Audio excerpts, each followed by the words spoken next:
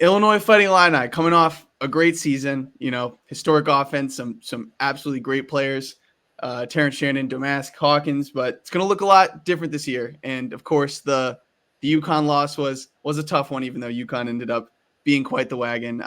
Here with special guest Scott Richey of the Champaign News-Gazette, I'm Christian. That's Nick. So Scott, tell us what is the vibe of Illinois right now with a whole new roster with plenty of talent though coming in. I've talked about this, a few different times, with some other people, but like this might be one of the most anticipated seasons of Illinois basketball in a long time, and it's mostly because of how good last year was, and then sort of the excitement of this new team. I mean, no one knows how it's all going to come together because there's only two returning players from the team that made the Elite Eight, but the level of talent, on paper at least, is super high. Maybe the highest that Brad Underwood's had for a team, maybe sort of across the board. I mean, I think it's probably his deepest team. So this from getting a lot of questions from my friends who are Illinois fans, like they're invested in the season already, and season tickets have sold out already, and there's just a lot of expectations and hype, and especially because like we don't know what this team is going to be, when it's all said and done, but a lot of interest and a lot of excitement. So Yeah. Go ahead, Nick. Yeah, so I just wanted to go off that and say, like last season, Illinois was the 11th most experienced team in the NCAA, and with just 14% of the minutes returning, kind of like what are the expectations for this season's like floor, ceiling? Because there's so many new guys. There's so many different outcomes that could happen. Where do you think Illinois is going to be trending towards this season with just so many new faces and a lot of like kind of unproven guys at this level so far? Yeah, and that's the big question. Talking with people around the program, it's just like there's no doubting the talent, but there's also no getting around the fact that there's a lot of young guys and um, five freshmen, five transfers that have varying degrees of experience, but they're going to I think lean a lot on some of those freshmen. Bill Riley, Kasparsi, Jonas, like project to play big roles, and they're both 18, have never played college basketball before. So there's a sense of good to be excited about the talent, but also when you take that plus the schedule that they have early in the season, like there could be some bumps in the road when you're playing Alabama and Arkansas and Tennessee, and essentially trying to get like half membership in the SEC by playing a third of the conference. It could be a little bumpy early, but I think this team is looking maybe at January and February and March. Like those will be the important months, and if they just do enough in November and December to stay in it, and then hope that the experience catches up with the talent by the new year, and still look to I think challenge at the top of the Big Ten. And there's lots of Illinois is not the only team in the conference that has question marks. There's like most of the Big Ten teams are like, what is this group going to be? This is so new. Like Michigan State has a bunch of returners, and Purdue has a fair amount, and that's basically it. The rest of the conference is like, well, this is just college basketball now. We'll see how we can put a new team together. What's most interesting to me is obviously like wide range of outcomes here. There's two guys that stand out to me, and I think they will dictate basically how this season goes. Is Kylan Boswell or Jakucionis? Did I say that right? It's Yakuchonis. Yakuchonis and Boswell. I think one of them needs to be a star, all Big Ten, first, second team Big Ten caliber player for this team to really be anything more than a bubble team. And that's just in my head. I want to give Brad Underwood the benefit of the doubt because of what he's done and just, the Evansville guy, Humrichis, did I say that right? Him, it's hard to not make a parallel to Domask of just him kind of bringing in a more experienced guy like a very skilled player and like how he fits into the offense. But I kind of want to dig a little bit more into Boswell and Kasparis because, Kylan's super talented, but he was very inconsistent at Arizona. Like sometimes he just literally could not make a shot or he would just kind of disappear. Other times it's like, this dude is really, really good. So I think, a guy like that, maybe a change of scenery, maybe Kylan Boswell goes from a guy averaging what he averaged 8, 9, 10 points a game to like a 16, 17. And like when you have a freshman, like who is this guy, the guy that could get drafted at the end of the year? Like, I guess, do you feel what I'm saying? Are one of these guys going to become a star? Is that kind of the vision that you think Underwood has? I think he'd certainly like that to happen. I guess we'll start with Kylan. There's a reason he picked Illinois, and part of it was the relationship he had with Brett Underwood and Jeff Alexander, how long they had recruited him. But it's also like he came home, and that was a big deal. Like he understood that he needed a change of scenery and maybe needed to go back to a place where he was comfortable and had people around him that could help him. And just from talking with him this summer, he's found that, and he put in a ton of work. He was one of the first guys to get on campus of the newcomers. Immediately changed his body. The Adam Fletcher effect was in full force there. I mean, just what he can do, strength and conditioning wise, is like a huge boon for Illinois.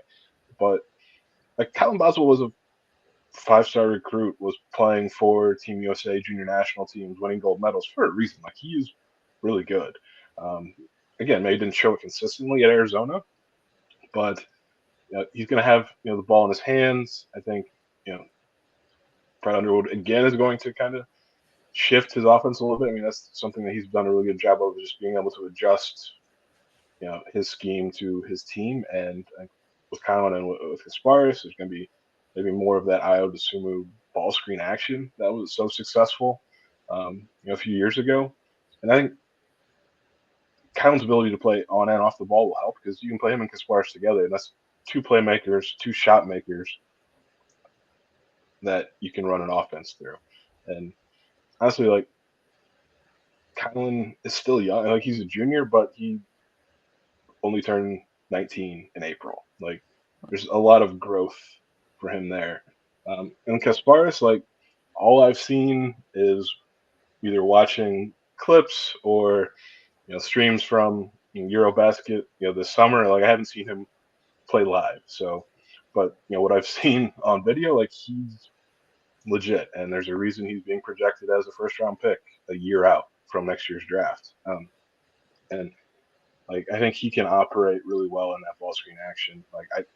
He could fill that Io role, and Io was a first-team All-American in that role.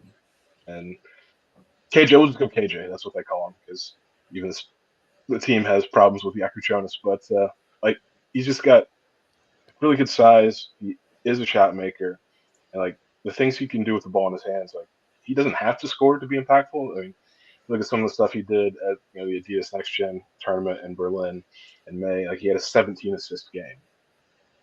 He can really facilitate. He can really score if he needs to. I mean, he went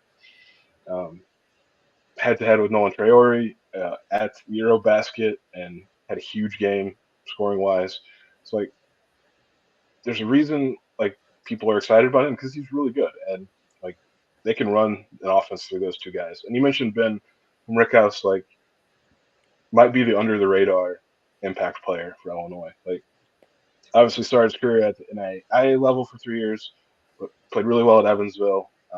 And just the things he does at 6'9", the ability to shoot, you're going to see some booty ball with him. The staff was just really kind of thrilled with the summer he had.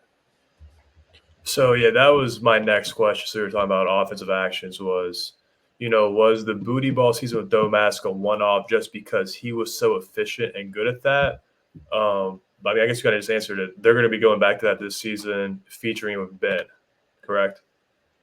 Yeah. I think, Brad Underwood saw what Jalen Pickett did to his team 3 times 2 years ago, and it's that can be something to exploit because the rules in college basketball are you can start posting up someone 94 feet if you really wanted to. So he found someone in Marcus Domask that could do that, and they've got a couple guys on this team that can kind of fill that role. I've been can do all the things Marcus did, and he's 3 inches taller. Yeah. Ty Rodgers has the physicality, to be that booty ball guy. Kind of looks a lot like Jalen Pickett, a little taller even. So like that's going to be a part of their offense, but everything else around it, I mean, it's going to be spacing. It's going to be ball screens. It's going to be booty ball. Like, not going to be locked into one way to win games. And, like, Underwood's kind of made that like kind of an important thing. Is like he just doesn't want to get sort of pigeonholed, offensively.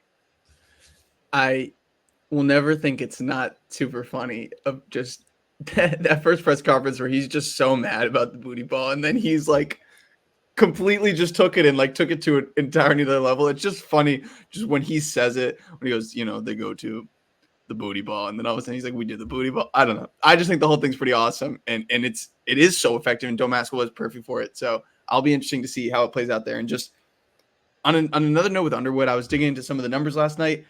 Something that I think is so, and you have referenced this, but like he is so versatile in a coach in how he will adapt to his personnel, right? To change the style of his team. Like example, at Stephen F. Austin, his last year Stephen F. Austin, they were number one in the nation in turnover percentage, like turnovers forced. And last year, because they played so much drop, because they didn't have the rim protection, because it was such an offensive minded lineup, and Hawkins was at the 5. Only like Creighton and one other team forced less turnovers. So it's like to go from high pressure to coach, you know what I'm saying, to be able to coach a team that is all about trying to force these tougher twos to a team that's in your face, trying to turn the ball over as much as possible is so interesting to me. And because I think it's in people's minds that Illinois last year was just this offensive wagon that was okay defensively, that like, maybe it's just short-term memory, but like who says that this team can't be, way more defensive minded? And that's just something when I say at the beginning of the video that I give him the benefit of the doubt with the talent he has, is like he's shown the ability that he will adapt to what he's got. And it's like, it's not like he doesn't have, and it seems like even though young and new, that this roster has enough talent for him to figure it out, is what I'm saying. So in terms of that, a couple other names I just wanted to ask you about. So I know about Kerry Booth and Trey White as an ACC guy. Like I know what they were. Trey White had some big games at Louisville. Kerry Booth's a solid defender, rebounder. The guys I'm interested in are Big Z's twin, Tomislav, and Will Riley, the reclassified 5-star. So what are the expectations for those guys? Are those guys that could be starting? And how are you feeling? What have you heard about them? Yeah, I think both probably could start. Like who will start, I think, is the interesting question, because they've got more than 5 guys that I think you could say that's a starting caliber player. So Brett Owens got some decisions to make. He will say, of course, when he gets asked about starting lineups, it's like he doesn't care. It doesn't matter who starts. But I'm curious about his rotation. But yeah, Tomislav Ivicic, I mean, you mentioned the defense, potentially being better this year, and it could be. I think they'll have more rim protection for sure. Coleman Hawkins is kind of playing on one leg at times last year, just didn't have really any bounce. He talked about that kind of limited him, but Brett Owens thinks Kerry Booth can be a really good defender. He's maybe the best athlete on the team just overall. Like when you look at 6'10" and what he can do jumping out of the gym, but Tomislav Ivicic 7'1", can protect the rim, but he's also able to stretch the floor offensively, knock down some threes. He's a little behind everybody else because it just took him some time to get to campus this summer, and they had to, clear a lot of hurdles when it comes to getting into school, and then eligibility issues that his brother went through last year at Kentucky. He's doing the same thing because they literally played for the same team at Montenegro. So like there's the same thing there, but luckily for Illinois, like Tomislav's process started months earlier than Zvonimir's did. Like Zvonimir didn't get cleared till January. I think Brett Underwood is a little more optimistic about the timeline for Tomislav, but like he's a freshman, but he's also 21. Like he's more physically mature. He played against pros for 3 years. I think there's some really good vibes on what he can bring at both ends of the court. But I still think this center spot will be a bit of a timeshare with him and Merez Johnson, who was kind of really impressed as a freshman. physical, 6'9", like was the leading rebounder every day in practice this summer, essentially. So how those minutes get divvied up is kind of TBD, but I think that's two really good options. Will Riley, like Brett Underwood, Orlando Antigua were I'm trying to think which stop it was on the UIBL circuit. It was early. I think it was April. They were both on hand to check out all kinds of practice. We're there when Will Riley put up a 40-point performance. Like he is a scorer, and has been a scorer, and does those things at 6'8", really long. Um, I mean, it's cliche to talk about being able to score at all three levels, but like he can. He has that ability. Pretty good range. Can step behind, pretty well behind 3-point line, and still be pretty accurate. The only question marks for him, like it's not about his talent, but it's just he's young and he's skinny, and he got some time with Adam Fletcher this offseason, and that work continues. But just putting some strength on him before the season starts will be really important. Just let him kind of absorb the blows that are going to come with playing, in the Big Ten, just playing college basketball in general. But like, he's good. Like the reports out of summer were just like, this is what we expected from, 5-star caliber guy. That's again also being projected as a first-round pick next June. Wow. I wasn't aware that both those guys were already that high up, but that's obviously very, very promising for what this team can be. And I'm excited to see how these different pieces come together and what these young guys can do in a tough league, right? And college basketball continues to, it still has, so many older guys from I think this might be the last year of the COVID year being a thing, but I love it. I'm excited to see what Underwood can do with these teams. Quickly, just a prediction. I'm predicting a Kylan Boswell breakout. Kylan Boswell is going to be a star, and Illinois makes the tournament as around a 7 to 10 seed is my thing. So a little bit down from where they've been the past few years, but definitely still in the mix. And I think they're going to be a lot of fun to watch. What do you guys think? Yeah, I mean, I'd really like to just see them in person, because I just don't know what this team is going to be, but like the idea of what this Illinois team could be really good. I think top half finish in the Big Ten is like the bare minimum. I mean, I think this is top 5 team in the conference. So you look at that. I don't know, the wins might not be there early, but I think they'll come late. I think, again, as this new team sort of figures it out together. So I don't know, 4 seed, 5 seed in the tournament. I think they'll definitely be better in March than in November. Like, Right. I think significantly better. Yeah, 100% agree. I think this team gets better as the season progresses, for sure. The Big Ten's great this season, man. Top to bottom, like Penn State's probably rounding it out the bottom, and they're like a really good team. So I'm really excited to watch Illinois hoops, especially on Big Ten season, man. And I agree with you. I think they're closer to like a 4 or 5 seed come March, and then from there, anything can happen. So Cool. Well, Scott, thank you so much for your time. A lot of great insight on Illinois. It's helpful to have an expert, when there's so many new faces. So appreciate your time, and go Fighting Illini. Yeah, thanks for having me, guys. yeah, thank you.